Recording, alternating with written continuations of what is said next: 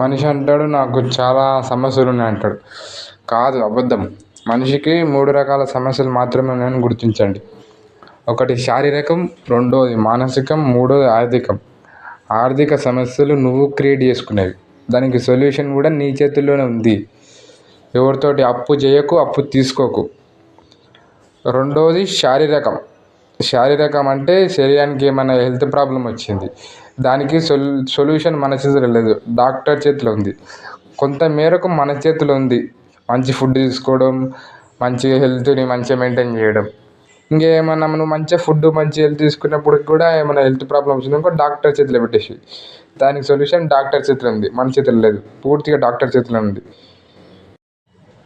మూడో సమస్య మానసికం, సైకలాజికల్. ఆ ప్రాబ్లమ్స్ లేవని తెలుసుకోవడానికే నువ్వు జన్మ తీసుకున్నావు. అవి నువ్వు సృష్టించుకునేవే. నువ్వే ఎవరో మంచోడు అనుకొని నువ్వే అనుకుంటావు, నువ్వే ఒకరిని చెడ్డని అనుకుంటావు. అంటే నువ్వు క్రియేట్ చేసుకునేవే. ఒకటి మంచిది ఒకటి చెడ్డదని నువ్వే అనుకుంటున్నావు. వీడు నా మాట వింటలేడు, నేను పిలిచినప్పుడు పలకలేడు అంటే వీడు చెడ్డోడు, అవన్నీ నువ్వే క్రియేట్ చేసుకుంటున్నావు. అవి లేవని తెలుసుకోవడానికే జన్మ తీసుకున్నావు. దీంట్లో రెండు ప్రాబ్లంకి మన చేతిలో ఉంది సొల్యూషన్.